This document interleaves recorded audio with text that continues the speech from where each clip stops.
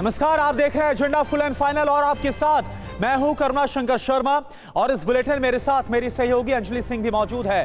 तो चलिए शुरुआत करते हैं और इस बुलेटिन में हम आपको देश और दुनिया की हर वो खबर दिखाते हैं जो दिन भर का एजेंडा सेट करती है।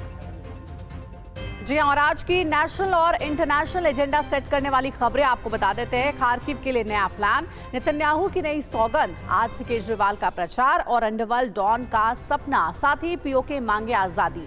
आज की ये वो बड़ी खबरें हैं जो दिन भर का एजेंडा सेट करेगी और डिटेल में इन खबरों को भी आपको हम बताएंगे। सबसे पहले बात करेंगे रूस के खार्किव जीतने वाले एजेंडे की। ब्रेकिंग न्यूज है, ताजपोशी के बाद पुतिन का खतरनाक प्लान, खार्किव जीतने के लिए रूस का बड़ा फैसला।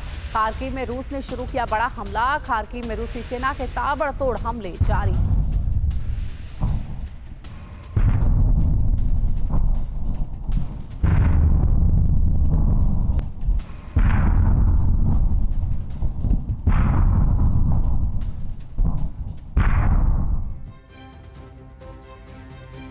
तो पांचवी बार ताजपोशी के बाद व्लादिमीर पुतिन अपने विध्वंसक एजेंडे पर लग गए हैं।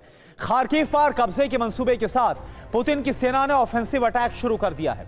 अब देखना यह है कि रूसी सेना के हमलों को रोकने के लिए ज़ेलेंस्की की क्या तैयारी है, क्योंकि पुतिन के तेवर इस बार खार्किव फतेह करने के ही नजर आ रहे हैं।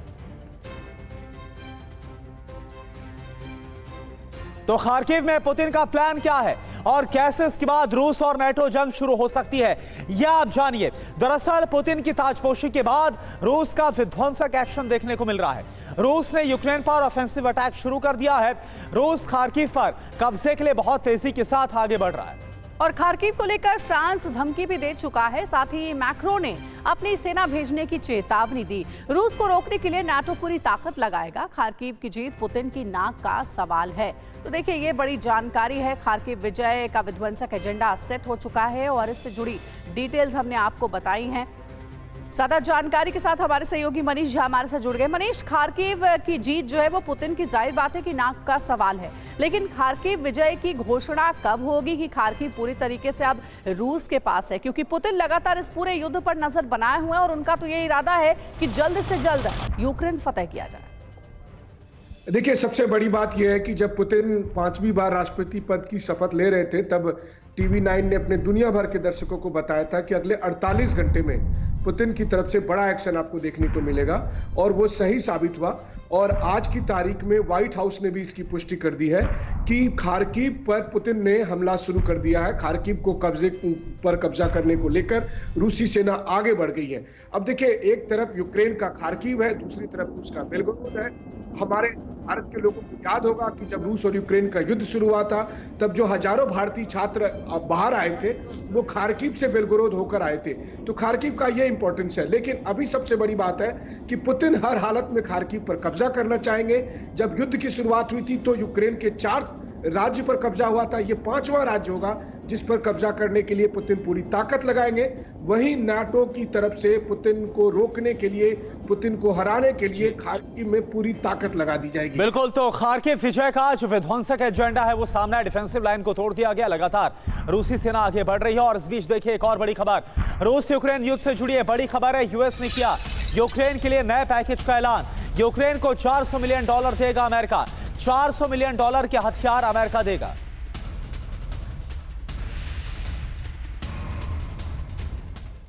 और अब बात करते हैं कि इजराइल के उस खतरनाक एजेंडे की जिसमें छिपा है हमास का अंत। बड़ी खबर है, नेतन्याहू की पूरी दुनिया को वार्निंग, हमास से अकेले लड़ेगा इजराइल। नेतन्याहू ने कहा है, नेतन्याहू ने हमास से अकेले लड़ने की कसम खाई है। नेतन्याहू का जी जान से जंग लड़ने का दावा है। अमेरिकी मदद के बिना भी जंग लड़ेगा इजराइल, नेतन्याहू ने कहा है।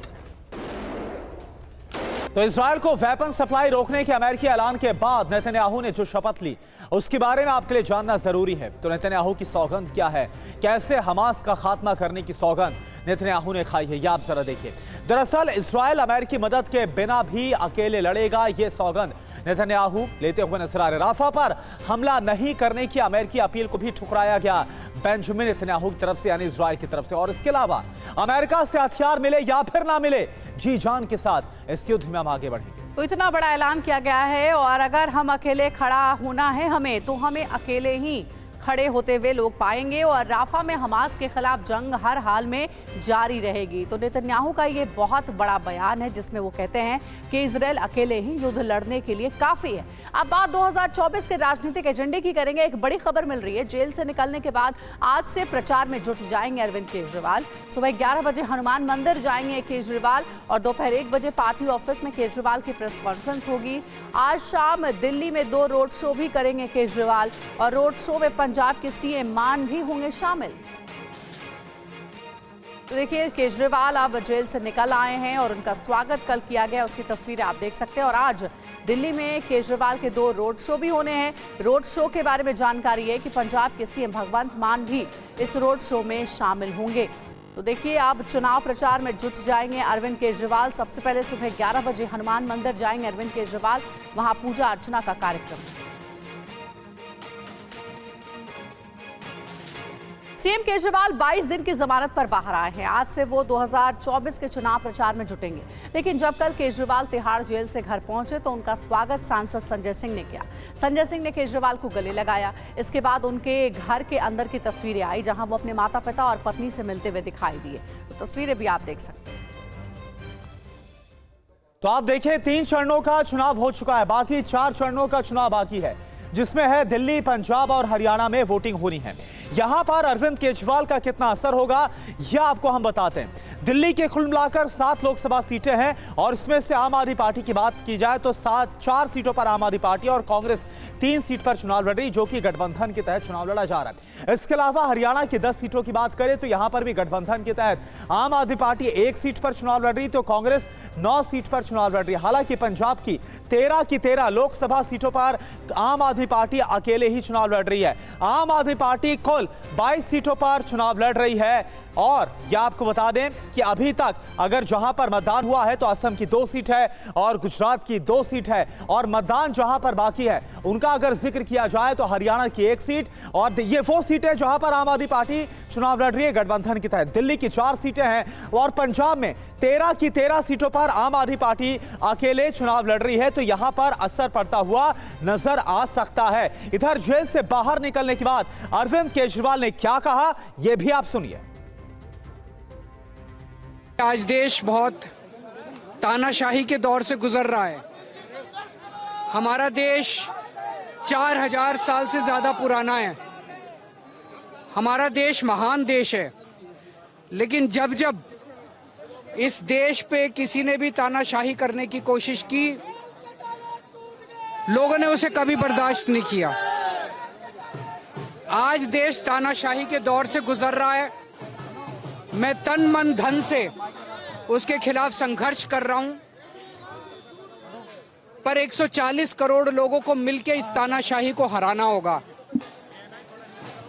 मैं लोगों से अपील करता हूं कि हमें सबको मिलकर देश को बचाना है। सुबह 11 बजे हनुमान जी का आशीर्वाद लेने के लिए हम सब लोग हनुमान मंदिर जाएंगे कनॉट प्लेस में। मैं सभी लोगों से अपील करता हूं कि सब लोग आएं, सब लोग हनुमान जी का आशीर्वाद लेंगे। तो केजरीवाल की जमानत का असर 2024 के चुनाव पर क्या होगा, आइए आपको डिटेल्स बताते हैं। 1 जून तक केजरीवाल प्रचार कर सकेंगे और केजरीवाल अब इमोशनल दाव चलेंगे। जेल की कहानियां सुनाकर वो सिंपैथी यानी सहानुभूति लेंगे। बिल्कुल, और देखिए, जमानत को अपनी बेगुनाही का आधार भी बनाने की पूरी कोशिश होगी। दिल्ली, पंजाब समेत कई जगह पर प्रचार करेंगे जहां पर आगे चुनाव होने वाला है। और आइए आपको सुनवाते हैं केजरीवाल की गिरफ्तारी पर क्या कहना है बीजेपी और आम आदमी पार्टी के नेताओं का। उनको कुछ दिनों के लिए सशर्त छोड़ा गया है और शर्त यह है कि ना तो मुख्यमंत्री कार्यालय जा सकते हैं, ना तो सचिवालय जा सकते हैं, ना तो इस भ्रष्टाचार के केस में जुड़े अधिकारियों से वो बात कर सकते हैं। और ऐसे में स्पष्ट होता है कि माननीय न्यायालय ने अरविंद केजरीवाल जी के चेहरे पर एक कालिख लगा करके भेजा है उनको। देखिए, कार्यकर्ताओं में नहीं, देश के अंदर करोड़ों लोग, चाहे वो दिल्ली में हो, पंजाब में हो, महाराष्ट्र में हो, बंगाल में हो, आज के इस दिन का इंतजार कर रहे थे कि अरविंद केजरीवाल कब छूटते हैं। और अब अरविंद केजरीवाल का छूटना पूरे इंडिया अलायंस के लिए एक बड़ा गेम चेंजर साबित होगा। और अब खबर लॉरेंस बिश्नोई से जुड़ी हुई है। लॉरेंस अपनी गैंग को इंटरनेशनल बनाने के एजेंडे पर काम कर रहा है। ब्रेकिंग न्यूज है, गैंग का विस्तार कर रहा है लॉरेंस बिश्नोई। देश के 11 राज्यों में फैला है लॉरेंस का नेटवर्क। 6 अलग अलग देशों में लॉरेंस का गैंग एक्टिव है और अंडरवर्ल्ड डॉन बनना चाहता है लॉरेंस बिश्नोई।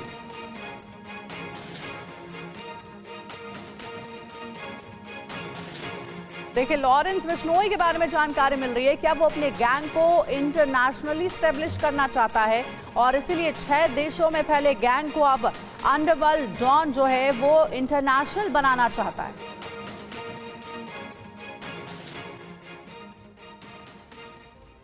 और देखिए, इससे पहले कल हमने आपको दिखाया था कैसे लॉरेंस बिश्नोई गैंग का जो पाकिस्तान कनेक्शन है वो भी निकलकर सामने आया था। इन सब के बीच देश के कई राज्यों और विदेश में लॉरेंस गैंग की जुड़े काफी गहरे तार हैं।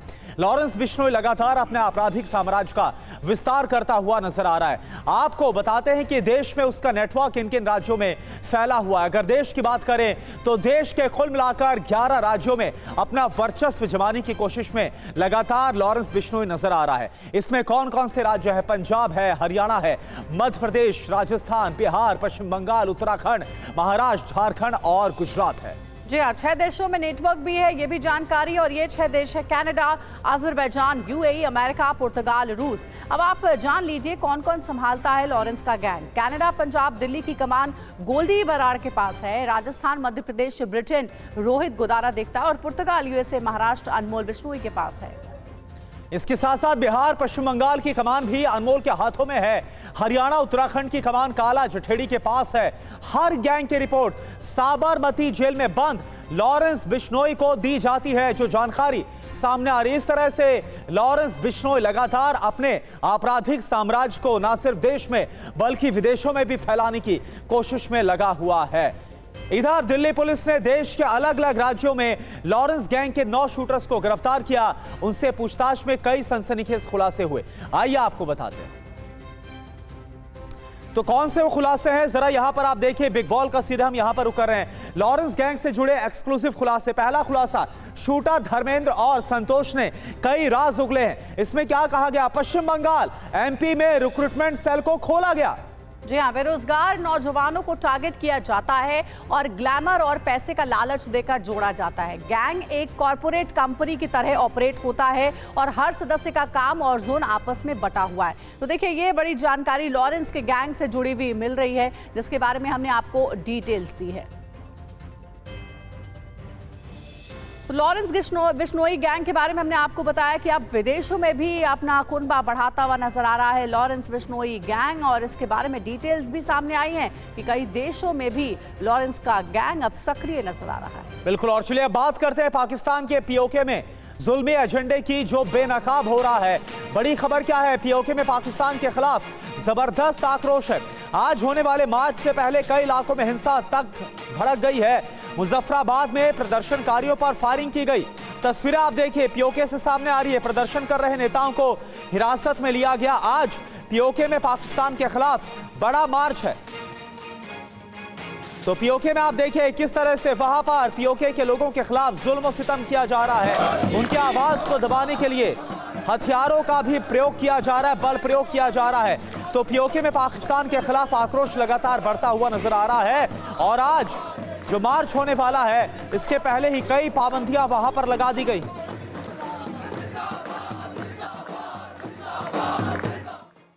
और वहीं पीओके में पाकिस्तान के खिलाफ जबरदस्त गुस्सा भी है। 5 घंटे से नीलम ब्रिज पर पुलिस और प्रदर्शनकारियों के बीच झड़प हो रही है। प्रदर्शनकारियों पर पुलिस की बर्बरता भी दिख रही है। मुजफ्फराबाद में छात्र नेताओं की गिरफ्तारी का विरोध हो रहा है और आजादी के नारे भी लग रहे हैं। आप इन 3 तस्वीरों में वहां के हालात को देख सकते हैं। इस तरफ जो शौकत लाइन। अब आइए आपको यह समझाते हैं कि आखिर पीओके में प्रदर्शन क्यों हो रहा है। यह आपके लिए जानना बहुत जरूरी। दरअसल पाकिस्तान की दमनकारी नीतियों का विरोध यहां पर बहुत तेज हो गया है। गिरफ्तार किए गए लोगों की रिहाई की मांग जोर पकड़ रही है। इसके अलावा महंगाई और बिजली कटौती से लोग बेहद परेशान हैं। सस्ता आटा और सस्ती बिजली की मांग लोगों में है। आजादी की मांग को लेकर सड़कों पर लोग उतर आए हैं, लेकिन इसी आक्रोश को, इसी आवाज को दबाने की कोशिश लगातार पाकिस्तान के हुक्मरान कर रहे हैं। और अब आपको बताते हैं इसरो ने कौन सा नया कीर्तिमान रचा है। बड़ी खबर है, अंतरिक्ष अनुसंधान में इसरो की बड़ी कामयाबी। तरल रॉकेट इंजन का परीक्षण सफल रहा, मील का पत्थर छू लिया है, इसरो ने यह कहा है। इसरो की तरफ से एक बड़ी खबर सामने आ रही है। तरल रॉकेट इंजन का परीक्षण सफल रहा है जो किया गया इसरो की ओर से, और इसके ऊपर इसरो ने कहा है कि छू लिया है अब मील का पत्थर। अब इसरो की इस कामयाबी का क्या असर पड़ेगा, यह आपके लिए जानना जरूरी है। दरअसल तरल रॉकेट इंजन PS4 का सफल परीक्षण किया गया। PS4 को लंबे समय तक सफलतापूर्वक संचालित किया गया। इसकी मदद से 97% कच्चे माल की बचत हो सकती है। उत्पादन समय को 60% तक कम किया जा सकता है। ये जो कामयाबी, ये जो परीक्षण किया गया है, यह अपने आप में आगे आने वाले मिशन के लिए मील का पत्थर साबित होगा।